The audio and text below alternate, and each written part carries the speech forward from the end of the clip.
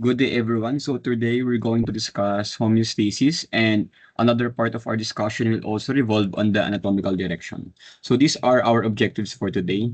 Number one is to define homeostasis and explain its significance in maintaining proper body function. Second is to differentiate between negative and feedback mechanism and illustrate each with real-life example. And lastly is to describe the anatomical position and explain its importance in medical and scientific concept and cite it for different examples.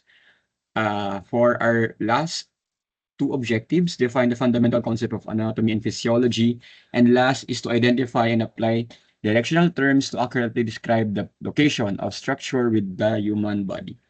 So first things first, we have to define what is anatomy and physiology. So in other reference, no, or in other layman's term, the term anatomy and physiology are contracted in a term called anaphy. So anatomy is a scientific discipline that investigates the structure of the body.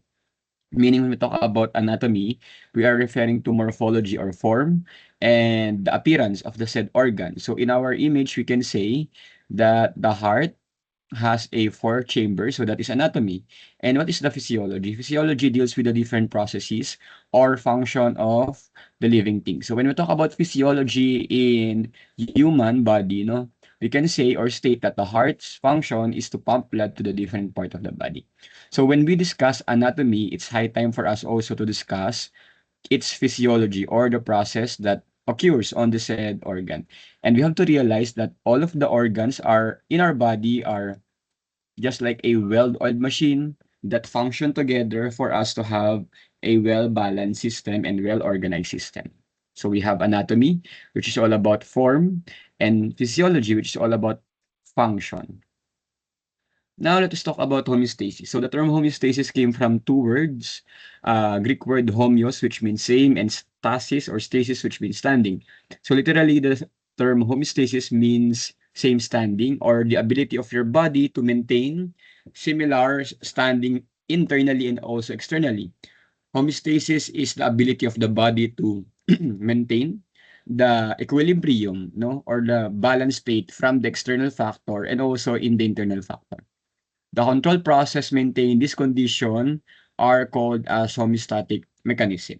So if we're going to look at a diagram, the very reason why we do sweat is for our body to release excess heat, no? So if we're going to look at the upper part of the image, the brain are the one that is known as the control center that signifies what will happen, no, within our body. So with the help of our brain decision making and also neurotransmitters or chemical signal that is sent to our neuron, going to the effector or different parts of our body, we do have changes in different processes in our body. So for example, when we are experiencing heat, no? For example, mainit ang panahon. So what do you think ang kailangan na gawin ng katawan natin? For our body to achieve same balance state or temperature which is optimal to the body, from 35 to 37 or 36.5, no? Yun yung normal body temperature ng tao.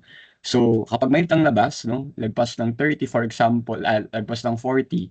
So, our body's way of uh, releasing heat, no, is via sweat. So, the blood vessel dilate or bumubuka yung diameter, lumalaki yung diameter.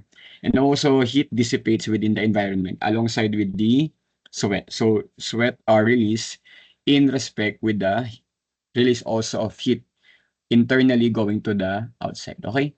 Next one, we have the vasoconstriction, no? Or the blood vessel being constricted. The diameter is said to be limited. So how or what is the mechanism of our body in doing so? When we are subjected to low temperature or cold temperature, our body needs to retain the heat within our cell. So the tendency is the blood vessel will constrict, ibig sabihin lilit yung diameter, so that the heat that coming from the blood flow will be retained in our organ or in our own body so that we can have our own production of heat.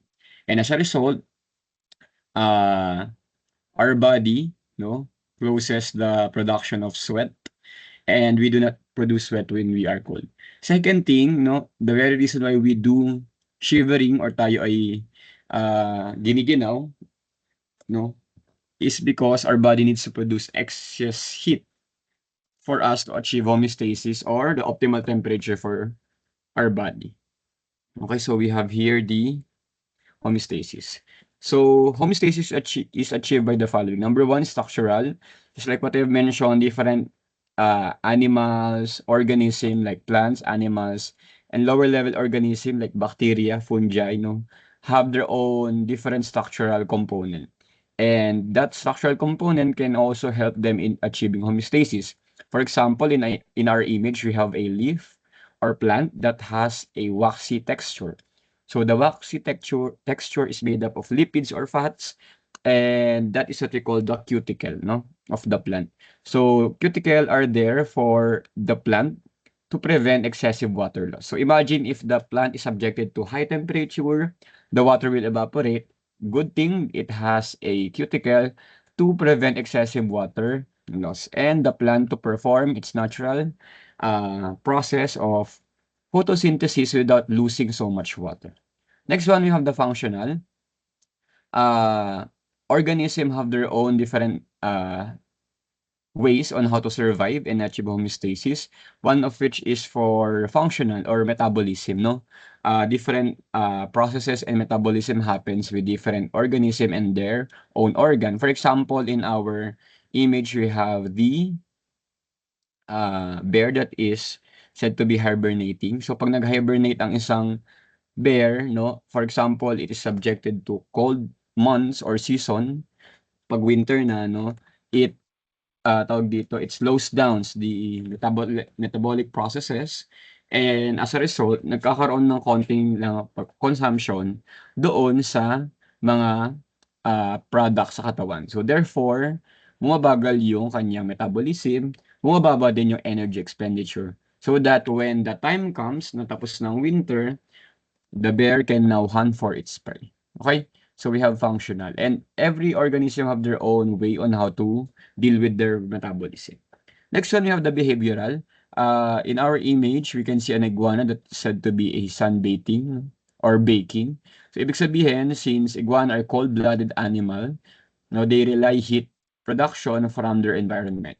So for them to achieve heat and achieve homeostasis or balanced state of temperature internally in their organ, they have to get heat from their environment. Another example is when a penguin is doing their huddling, no? Kapag sila ay nasa Antarctica, no? Nag-huddle yung mga penguin so that they can remain or retain the body heat from their flock of penguin, no? May kasama-sama sila para kapag may dumating na blizzard or malakas na snow, no, ay meron pa rin silang heat na napoproduce sa kanilang sarili at nasi-share ito sa kanilang flock of penguin. So if we're going to look at this one, these are the basic components of the control mechanism. We have the term receptor, the control center, and also the effectors. So when we talk about the receptor, these are the stimulus or these are the acceptor or receiver of the stimulus that comes from the internal. Pwedeng sa loob, pwede rin sa labas or external. Sir Mark, paano po yung internal? No, kapag yung katawan mo, for example, have signals that coming from inside, for example, naggutom ka, your stomach will rumble, it will send signal to your neuron will send signal to your brain, and your brain will do a thing to make your stomach full by eating. Okay, so again, stimulus may be coming from internal or pwede rin external. Pag external naman, we use our senses, no? We use our 5 sensory organ, like ability to feel or touch, see, smell, taste, and hear. So for example, when you hear a stimulus, outside, for example, may sunog, na nagsabi yung kapitbahay may sunog. So the receptor will be your ears, and then, syempre, you will do things for you to achieve homeostasis. Tama ba? Hindi ka lang mag-i-stay sa isang bahay na susunog. So you have to do your thing. You have to evacuate. Kaya, para ma-achieve mo yung internal balance of temperature. Kasi masusunog ka, technically, if you will remain on similar spot. So again, monitor change are received by our receptor. Now, may it be internally, externally. Now, this signal will be sent to our control center or our brain, pwede rin sa ating spinal cord, which are the one that dictates what will be the action that will be done. So, they are the evaluator of the input, no? And they are the one that generates the output. Therefore, when the brain interpret the said stimulus, the brain will send signal to the effector or the one that will do the action. So next one we have the effector. So in our effector, these are the one that said or do the action of the organ. The effector are the one that usually receives the output from the brain that has been interpreted via or from the stimulus. So magbibigay ako ng example, no? For example, ikaw ay mahilig kumain ng pagkain, no? You do cooking and ikaw ay nagluluto for example ng pansit canton, no? So habang nagluto ka ng pansit canton ay nahawakan mo yung pot. So what will be the example or what are the basic components of control mechanism in our example? So the receptors are your hands that have different sensory, no? Or neuron within your palm, no? Meron tayong pain receptor dyan, meron tayong arousal receptor, meron din tayong dyan heat receptor and whatsoever, okay? So when your skin receive heat from the pot that is boiling, it will send signal to your neuron and your neuron will send signal to your brain that it needs to be removed from the boiling pot, no? So, yung brain mo mag-send ng signal pabalik sa hand mo or pabalik doon sa muscle sa hand mo. So that will serve as your effector and your muscle will now be removed from the boiling pot. So ganun po yung ating action mechanism or those are the control mechanism and their components. In our example, no, this figure just showcase the analogy of temperature regulation in our body in respect to the receptor, control center, and the effector. So for example, ikaw ay nasa malamig na lugar, no? Nasa aircon, ikaw ay nasa NB for example, NB room. So your skin will receive signal externally that the temperature outside of your body is cold or malamig, tama ba? So these neurons will send signal to your brain that you are feeling cold.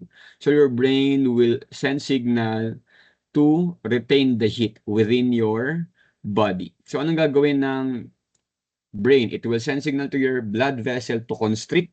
Ibig sabihin, liliitan diameter so that you can retain the body heat, no? Para ma-preserve at hindi na umexit.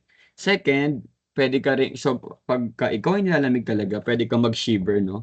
So that your body can produce heat and that heat can help you in surviving the cold temperature. And vice versa, kapag ikaw naman ay nasa mainit na lugar, no? Nasabi natin kanina, your skin will send signal to your brain that you are in heat or ikaw ay nasa mataas na temperature. And then the brain will dictate what will happen. So for your body to react to it, no, the brain will send signal to your sweat glands and the sweat glands will be activated by releasing sweat. So that is the analogy of temperature regulation. So all of the things that we have mentioned, ito lang yung kanyang movement, no? From number 1, receptor that monitors the said stimulus, it will send signal to the nerve will send signal to the control center, and the control center will dictate what will be the action of the said or what will be the action of the body on the said stimulus. The stimulus or the signal will send again to the nerve going back to the effector and the effector will do the said action. Okay? So we have two types of feedback control mechanism in homeostasis, such as negative and positive feedback mechanism. When we talk about negative control feedback mechanism, it diminishes the original stimulus. Ibig sabihin, pinapababa yung original stimulus. For example, you are doing an exercise, technically your body will produce heat, tama ba? So the original stimulus that you have is a high temperature. And when we talk about negative control, it diminishes or pinapababa yung original stimulus. From high temperature, your body needs to achieve homeostasis by lowering down the original stimulus, which is the high temperature. In our example, doing exercise can help you, no, or can produce so much heat in your body because your blood vessel are doing its thing. Because your body needs to have oxygen, syempre, your heart pumps blood to the different parts of your body, your arteries, veins, and capillaries are working. Therefore, the fluid within your body are continuously moving. Therefore, heat is being produced. Now, With that being said, you have the original stimulus of high temperature, and for your body to achieve homeostasis or balanced state, the high temperature needs to be lowered down. So nagkakaroon ng diminishing effect yung original stimulus of high temperature to low temperature. As a result, when you decrease the temperature in your body, you start producing sweat.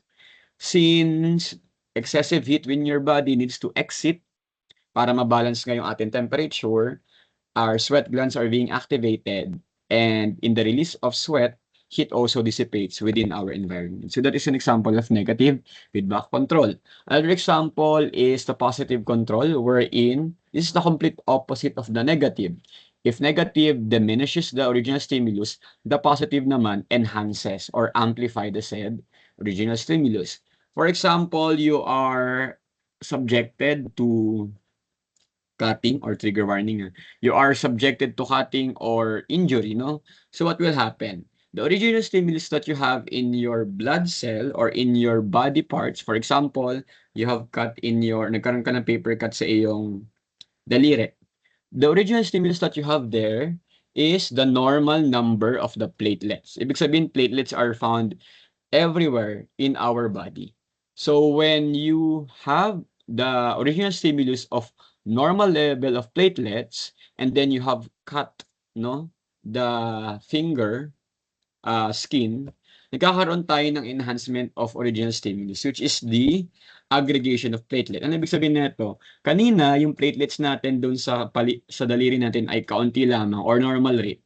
But when you have an injury, nagkakaroon ng influx or pagdating ng mga platelets to supplement the bleeding of your body, no? So, anong nangyari?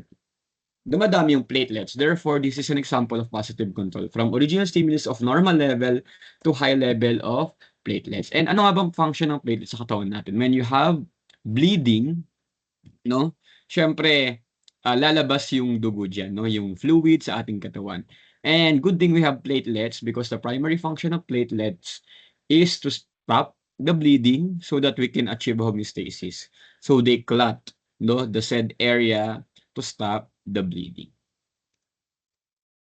So this is an example also of the feedback mechanism. We have the positive and the negative feedback mechanism in a form of the pancreas and liver. So una natin sa taas.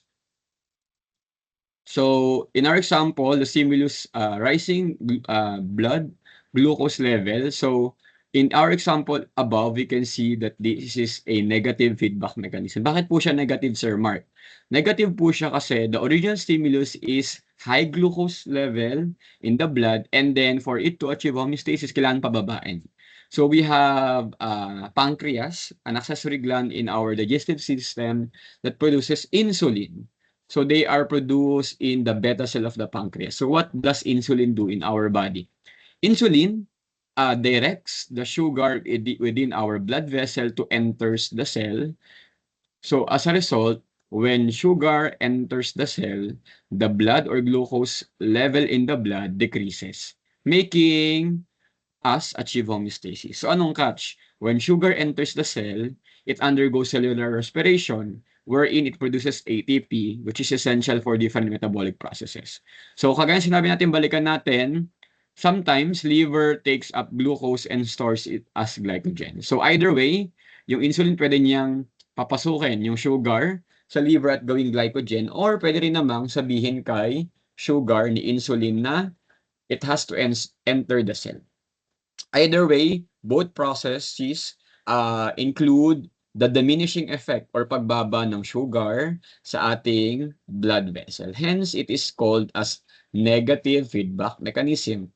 Down below, we can see an example of positive feedback mechanism. The original stimulus is the dropping of blood glucose level because you skip a meal. For example, no, ever wonder why you are not dead after not eating for quite some time? O for example, 18 hours, pero ikaw ay masigla pa din at hindi ka pa rin patay. Bakit, no?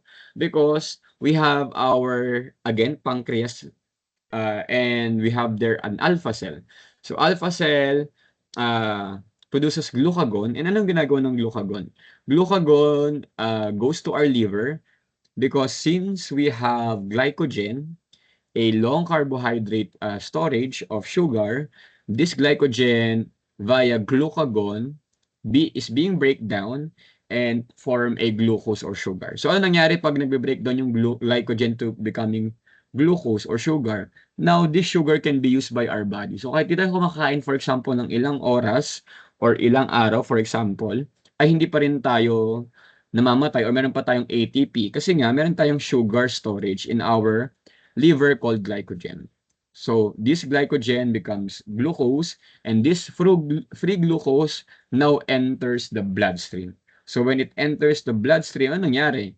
The original stimulus of low sugar level becomes high sugar level. Therefore, this is an example of positive feedback mechanism because the original stimulus is said to be amplified or nadadagdagan. And then when the sugar enters the bloodstream, it can now go and diffuse to the different parts of our body wherein it is needed. Okay, so that is an example of both negative and positive feedback mechanism. So our pancreas and liver both ways work hand in hand to maintain the blood sugar level within our body. Next one, we have here the giving birth of a child. So this is an example of positive feedback mechanism. Why? So, when a woman is giving a birth, no, para magkaroon ng contraction ng kanyang uterus, ang kanyang muscle para ma-propel outside ang bata, it needs to produce oxytocin, no? So, as a result, the brain will secrete oxytocin, no, sa nanay, and oxytocin carried in bloodstream to the uterus. So, oxytocin is carried within the bloodstream and goes to the uterus. And this oxytocin stimulate the contraction of the uterus and it propels the baby outside of the womb. Okay? So the head of the baby pushes against the cervix and the nerve impulses from the cervix transmitted to the brain. And again, the cycle continues hanggang sa mailabas yung bata. Again, the original stimulus that we have is a normal level of oxytocin, but when a woman is giving birth, oxytocin levels being increased. Therefore, positive feedback mechanism ito. Next one is giving birth. So again, this example showcase a positive feedback mechanism. Why? So for example, a baby stimulates the nerve endings of the nipple by sucking the breast of the mother. So ano nangyari? By this way, no, nagkakaroon tayo ng neural pathway. The sucking of the nipple of the baby from the breast of the mother will send signal to the brain. And then, particularly in the hypothalamus, nagkakaroon ng production of oxytocin. And this oxytocin cause the mammary gland to contract. So, as the mammary gland contract, the milk starts to release within the breast of the mother. So, anong ating stimulus? The original stimulus is the normal level of oxytocin within the blood vessel of the mother. So when nagkaroon ng stimulation of the breast, sucking of nipples, ay nag-i-increase ang oxytocin. And nakita natin pag nag-i-increase ang isang bagay, that is an example of positive feedback mechanism. Alongside with it, nagkakaroon din ng increase of production of milk kasi nga nagkakaroon tayo ng oxytocin release in the hypothalamus. Okay? So those are example of the feedback mechanism, the positive and the negative feedback mechanism. Now let us talk about the anatomical direction. In biology, for you to be able to know the specific location of each organ, you have to know the anatomical direction because these are the fundamentals in describing the anatomy of different organ. Okay? Hindi natin pwedeng sabihin na ang ulo ay makikita sa taas, no?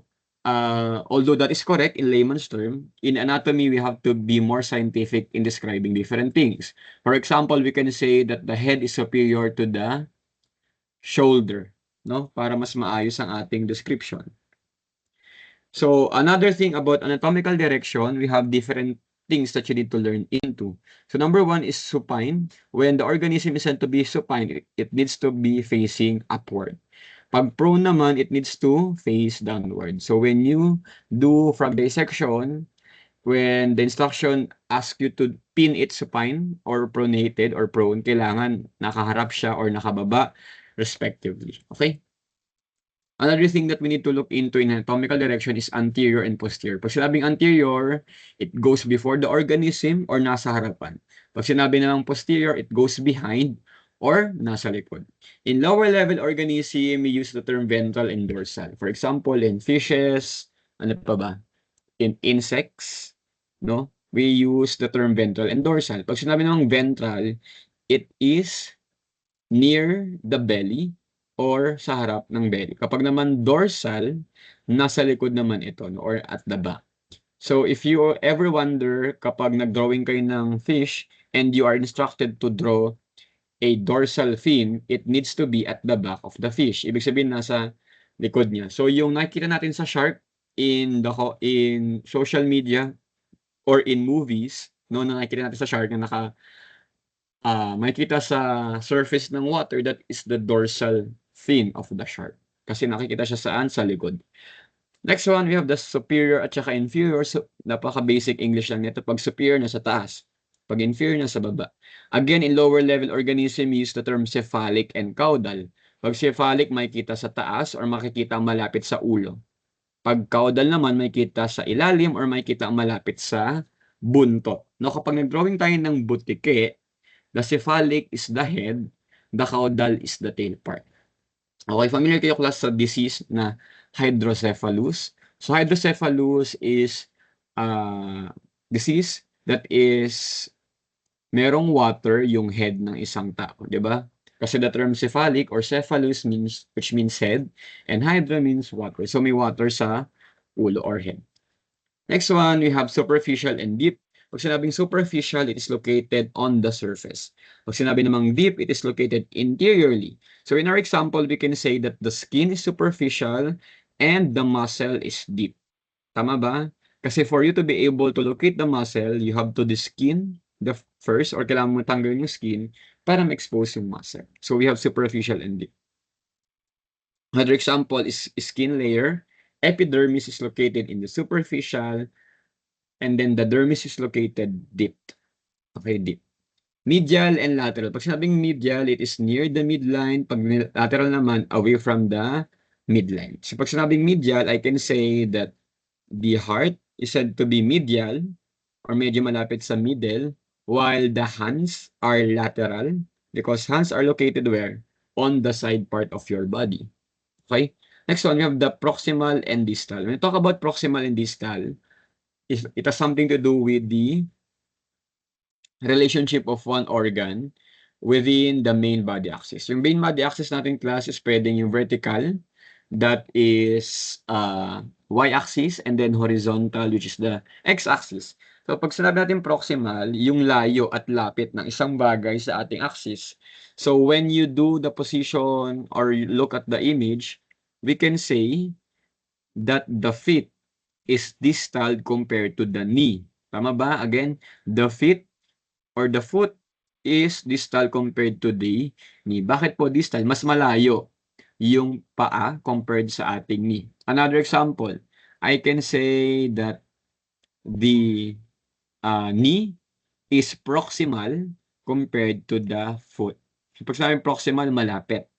No? Proximity. No? Pag sabi proximity, malapit. Pag sinabi namang distal, may distance, ibig sabihin malayo. Okay? So anatomical direction can also, we can also have the different plane cutting techniques. So when you subject one thing or an organism to anatomy, ibig sabihin pag kinat mo siya, you can do the different planing. Pag sinabing frontal, no? It divides the body into dorsal and ventral. Ibig sabihin, pagka hinati ang isang organism, it needs to be divided in anterior at saka posterior part. Ibig sabihin, harap at saka likod ang pagkakahati. Okay?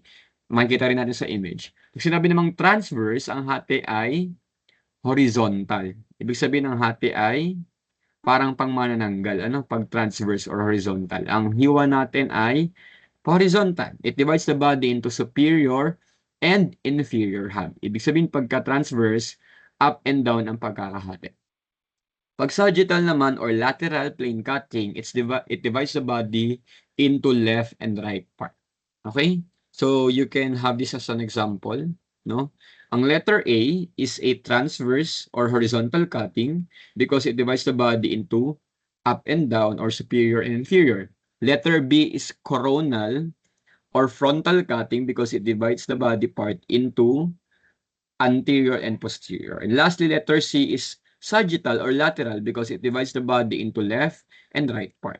So letter A is supine and letter letter A is prone and the letter B is supine.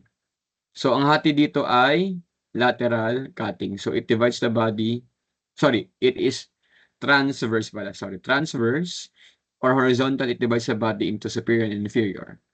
So letter A, ang hati natin dyan ay transverse, letter B is coronal, and letter C is lateral or sagittal. Okay, so that would be all for today. Thank you, and I hope you review it before you enters the examination.